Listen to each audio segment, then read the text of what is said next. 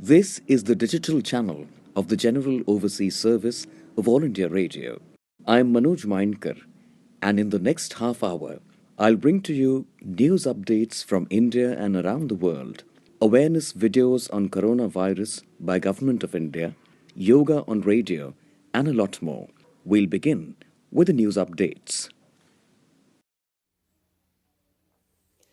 This is the General Overseas Service of All India Radio. The news read by Maria Albina Michael.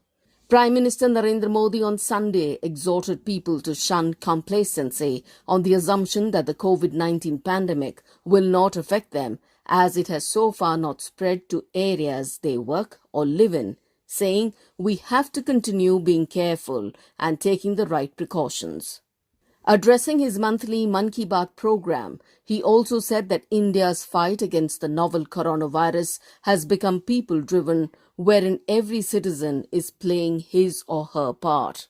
Be it businesses, offices, education institutes, or medical sector, everyone is adapting to changes in the post-coronavirus world, he said. India's decision to supply medicines to countries which needed them amid the COVID-19 pandemic was guided by its ethos, he said, adding that he feels very proud when world leaders thank India and its people for the assistance. In his over 30-minute-long address, Prime Minister Modi hailed the contribution of state governments in the fight against the COVID-19 pandemic, saying they have played a very active role. The new coronavirus has killed more than 120,000 people in Europe, with more than three-quarters of those fatalities in Italy, France, Spain and Britain, according to an AFP tally on Saturday 11 hours GMT using official figures.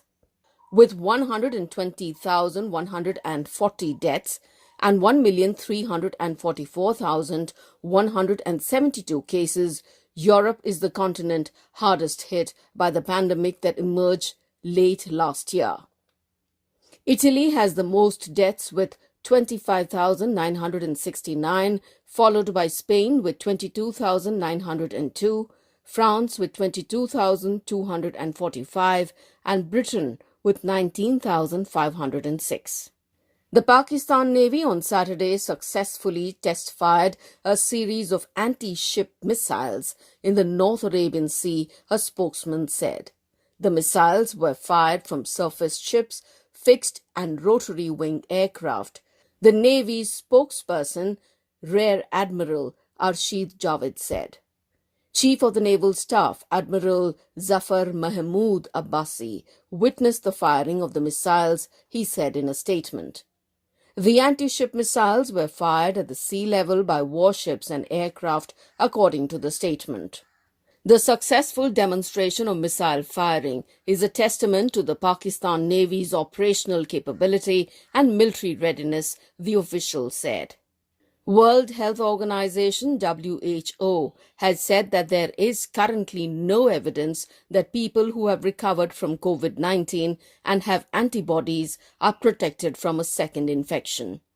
WHO said no study has evaluated whether the presence of antibodies to SARS-CoV-2 confers immunity to subsequent infection by this virus in humans.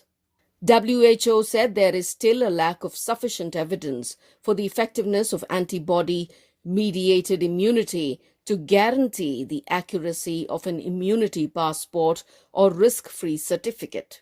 According to the UN agency, laboratory tests that detect antibodies to SARS-CoV-2 in people, including rapid immunodiagnostic tests, need further validation to determine their accuracy and reliability.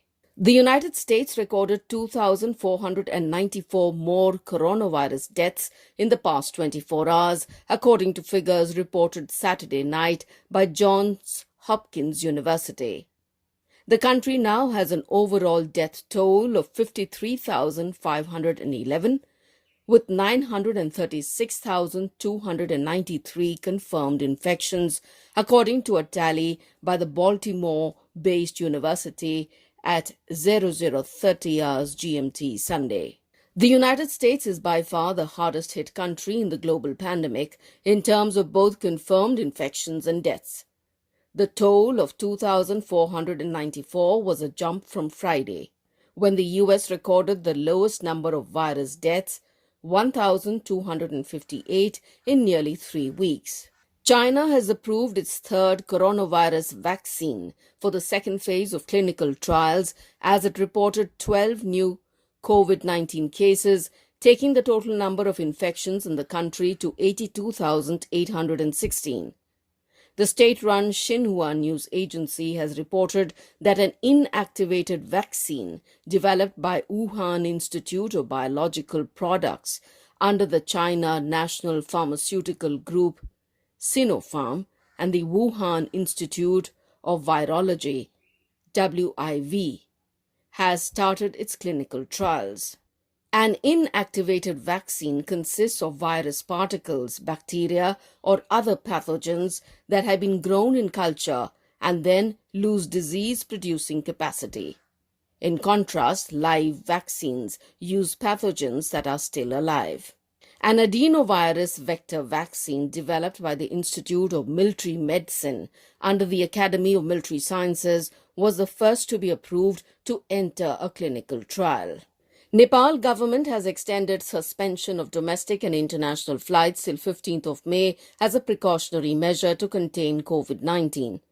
The decision was taken at a meeting of the High-Level Coordination Committee for the Prevention and Control of COVID-19 held in Kathmandu on Saturday. Earlier, the flights had been halted until 30th of April. A total of 49 cases of COVID-19 have been reported in the Himalayan nations so far. According to the Ministry of Health and Population, 12 persons have recovered, while remaining 37 are undergoing treatment and their condition is normal. External Affairs Minister S. Jaishankar on Saturday spoke to his counterparts from African countries Burkina Faso, Comoros, Uganda and Mali and discussed health cooperation and development partnership with them. An Africa-focused working day. Useful conversations with foreign ministers of Burkina Faso, Comoros, Uganda and Mali. Historical solidarity on display in the midst of contemporary challenges, he said in a tweet. In conversation with Mali's Foreign Minister Thibil Dram, Jaishankar discussed health, security and solar energy. Jaishankar spoke to Uganda Foreign Minister Sam Kutesa and confirmed the impending shipment of medicine supplies and health equipment to combat coronavirus. He also spoke to Comoros Foreign Minister Mohamed El Amine Souf. Jaishankar also wished good health to Burkina Faso Foreign Minister Alpha Bari, who recovered from coronavirus infection. A group of ministers, GOM, was on Saturday informed in a high-level meeting that more than 1 lakh PPEs and N95 masks are being manufactured every day in the country. There are at present 104 domestic manufacturers of PPEs and 3 making N95 masks in the country. In addition, production of ventilators has also started and orders have been placed for more than 59,000 units through 9 manufacturers. The GOM also reviewed the testing strategy and availability of testing kits across the country, along with the strategy for hotspots and cluster management. The GOM was also apprised that around 92,000 NGOs, self-help groups and civil society organizations are working and contributing by providing food to the migrant workers across various states. These NGOs are supported by the states by allotting fund from State Disaster Response Fund SDRF and by Food Corporation of India, which is providing the food grains at subsidized cost. India has recorded a 6% growth in the coronavirus cases in 24 hours from 8 a.m. on Friday to 8 a.m. on Saturday, the lowest daily growth rate recorded since 15th March. The average doubling rate of COVID-19 cases in the country is 9.1 days as of now. Government has credited a nationwide lockdown for containing the disease. It said the country recorded a 6% growth in new cases from 8 a.m. on Friday to 8 a.m. on Saturday, the slowest uptick in daily new cases since crossing 100 cases. And that is the end of this news bulletin. If the current COVID-19 outbreak has got you feeling stressed out and anxious, then a calming yoga flow can definitely help. We care for your well-being and therefore, we bring for our listeners Yoga on Radio. Practice some easy asanas with Yogacharya Surakshit Goswami and keep yourself healthy and rejuvenated.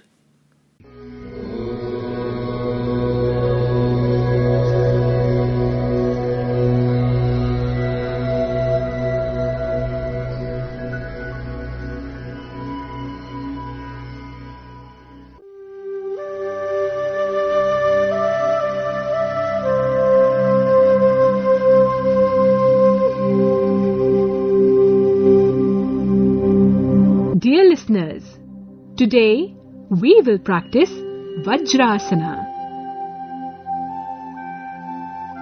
Vajrasana, also known as diamond pose, is best for practicing breathing exercises and meditation.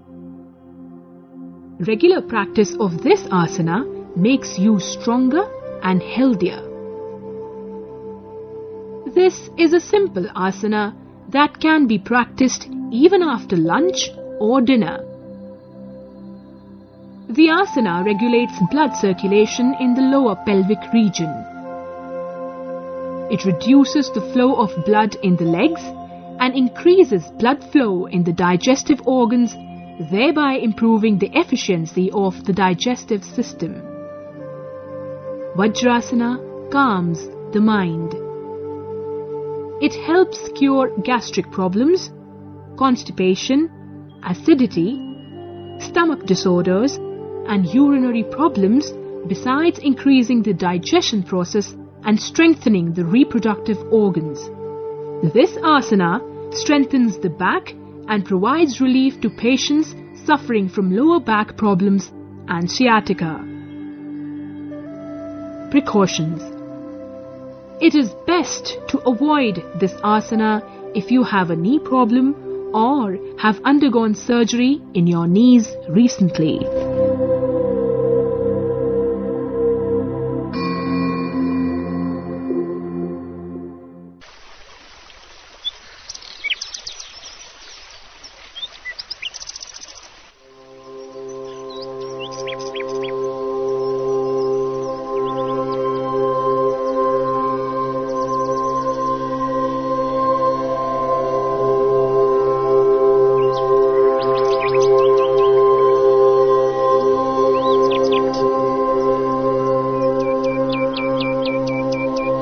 Kneel down.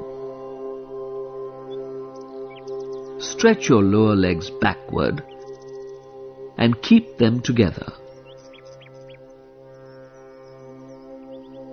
Your big toes should cross each other.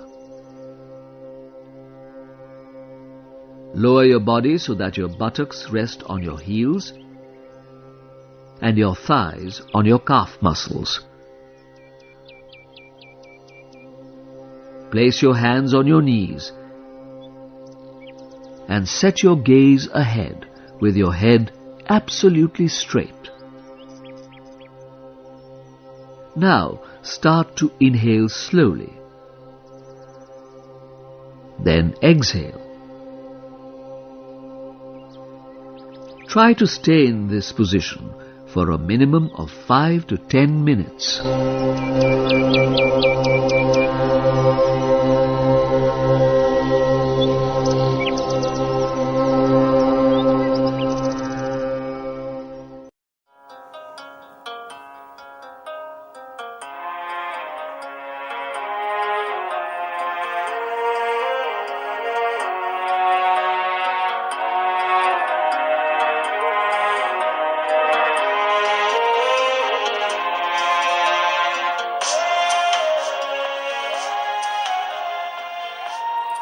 Hi, this is Shumita again with another important program which I would like to share with all the listeners of All India Radio. amid coronavirus crisis. Government of India has come up with such a scheme which can make the poor and needy people smile with hope. Yes, dear listeners, we are pleased to tell you that with effect from 4th April 2020, testing and treatment of COVID-19 is now available for free under Ayushman Bharat Pradhan Mantri Jan Arogya Yojana. Eligibility criteria for rural areas.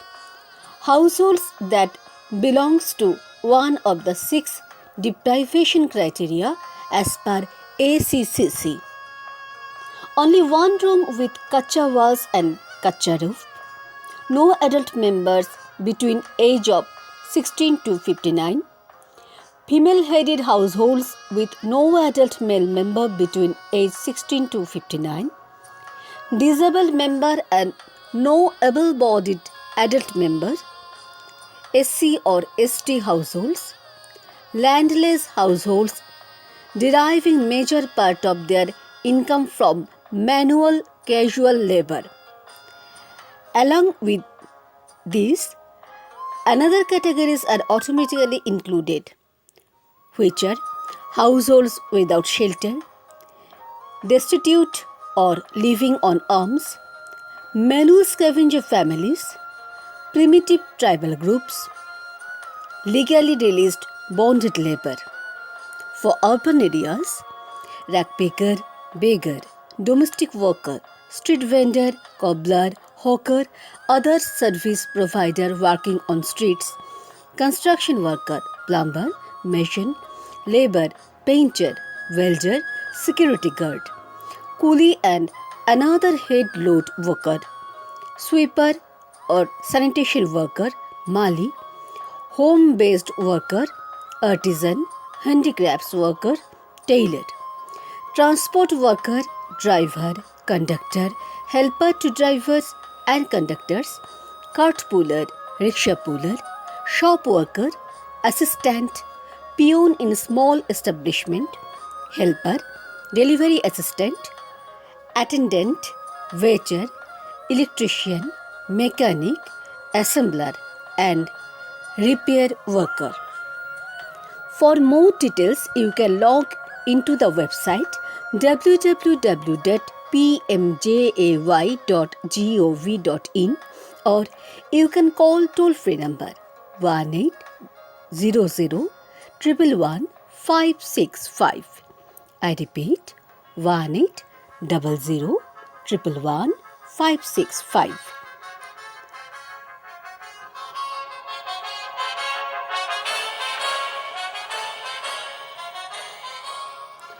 This program is presented by Sumita Datta, scripted and produced by Vishwaranjan Chakravarti.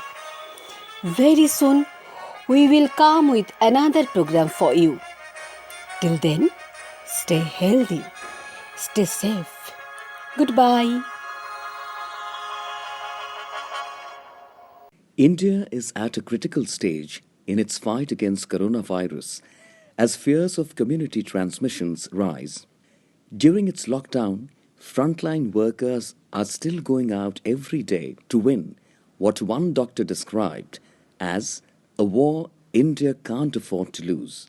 In this section, we bring to you the best of advices from doctors all over India talking about various aspects of coronavirus. Here is one such doctor talking to you. Hello everyone, I'm Dr. Soumya Gupta. I'm a junior doctor working in the field of obstetrics and gynecology since 3 years at a tertiary care hospital in Meerut, Uttar Pradesh in India. Today I will be talking about coronavirus and the disease that it causes, COVID-19, and its particular implications in pregnancy. As we all know, this is a global pandemic that has led to widespread restrictions by government and by healthcare workers on the number of antenatal visits that a pregnant woman can have. So pregnant women, if you are pregnant right now, you are forced to decrease the number of person to person visits that you can have with your obstetrician. So that can lead to a lot of anxiety, that can lead to a delay in the routine care that you would usually have got before this pandemic. So, a few tips from my side would be that it is better to avoid unnecessary visits to the doctor at this time, as this virus spreads through close contact.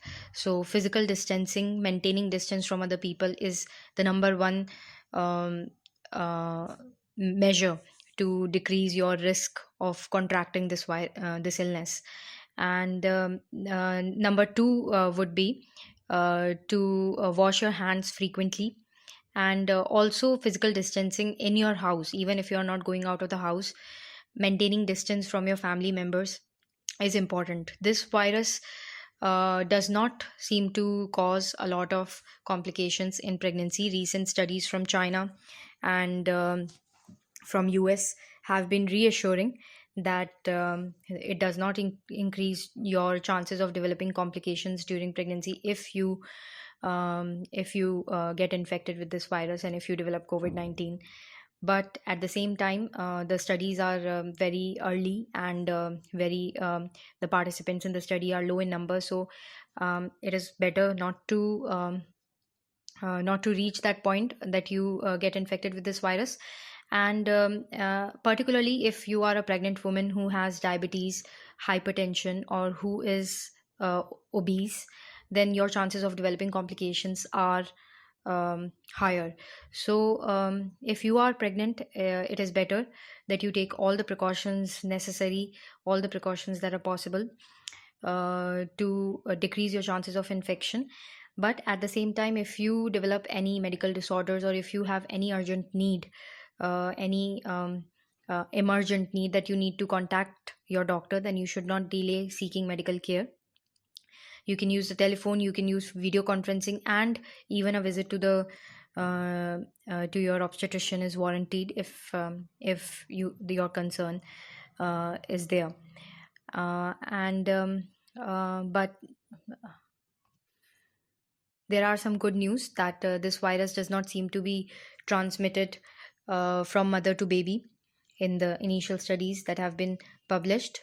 And the virus is even in a normal, healthy, pregnant woman, it does not seem to cause any complications. So it is a tough time to be pregnant right now. It can lead to a lot of anxiety and concerns, but you can practice a bit of meditation, yoga, get enough sleep, eat healthy, and try to do some stretching exercises and some walking within the house. And I think very soon we will be past this difficult phase, and you will hopefully have a healthy mother and a healthy baby and an uneventful pregnancy. So, thank you. During lockdown in India, many citizens are voluntarily participating in creating awareness and helping the less privileged. Namaste. Greetings to listeners of the General Overseas Service of ESD, All India Radio. I am Dr. Shashi Khurana. I have retired from active classroom teaching in the University of Delhi. Subsequently, I had been meeting large classes at a Delhi government university, conforming to the structured routine of classes. And the structured routine involved teaching, coffee breaks, canteen visits, exams, evaluation, and of course, the much anticipated academic vacation.